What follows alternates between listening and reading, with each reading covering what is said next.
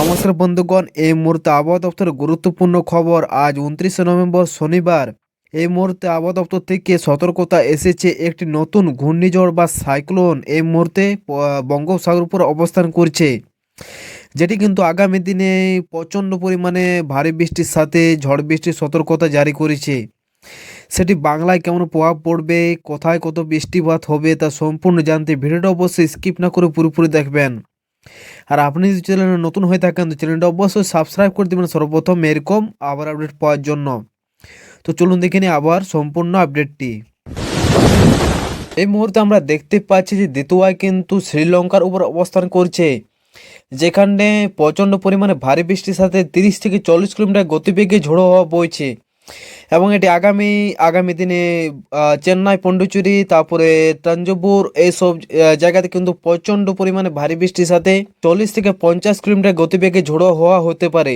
বাংলায় কোথায় কোন প্রভাব পড়বে আগামী দিন অবশ্যই দেখাবো, কিন্তু এখন কিন্তু সেরকম কোথাও কোনো প্রভাব নেই। সেটাকে আমরা দেখে নেব চেক করে কোথায় কেমন সতর্কতা জারি করেছে। আমরা চলে যাব এখানে রেন অ্যান্ড ঠান্ডার মোডে। আজকে দেখে নেব কোথায় কেমন আবহাওয়া সতর্কতা থাকছে। আমরা দেখতে পাচ্ছি মোটামুটি 29 তারিখ আজকে সেরকম কোথাও সতর্কতা নেই, সম্পূর্ণ পরিষ্কার আকাশ, কোথাও কোনো বৃষ্টিপাত নেই। কিন্তু আগামী দিন এটা দিক পরিবর্তন, যদি দেতুয়ায়নের দিক পরিবর্তন হয় সাইক্লোনে, তো অবশ্যই বাংলা এবং পশ্চিমবঙ্গে বৃষ্টিপাত হতে পারে। বাকি আজকে আমরা দেখতে পাচ্ছি কোথাও কোনো বৃষ্টিপাত নেই, সম্পূর্ণ পরিষ্কার আকাশ কিন্তু থাকছে, রোদ ঝলমলে আকাশ। কোথাও কোথাও হালকা মেঘলা আকাশ থাকতে পারে, বাকি বৃষ্টিপাত থাকছে না। এটি আগামী দেতুয়ান মোটামুটি ভারতবর্ষে প্রবেশ করছে পন্ডিচেরি দক্ষিণ ভাগে, যেটা হলো 2 থেকে 3 তারিখের মধ্যে।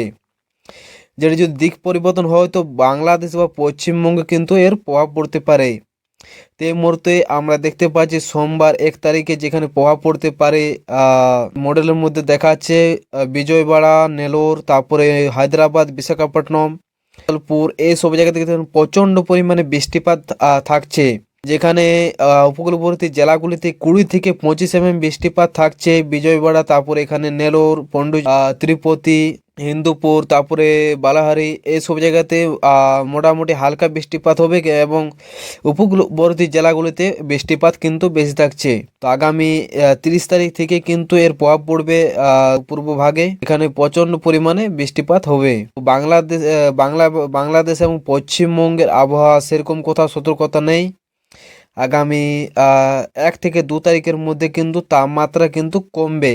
এর মেন কারণ হলো এই সাইক্লোন, যার প্রভাবে কিন্তু তাপমাত্রা কমতে পারে 1 থেকে 2 তারিখের মধ্যে। বন্ধুগণ, এটাই হলো আজকের আপডেট। অবশ্যই পরবর্তী আপডেট পাওয়ার জন্য চ্যানেলটি সাবস্ক্রাইব করে দেবেন। আর আপনি কোথা থেকে ভিডিও দেখছেন অবশ্যই কমেন্ট বক্সে কমেন্ট করে জানাবেন। ধন্যবাদ।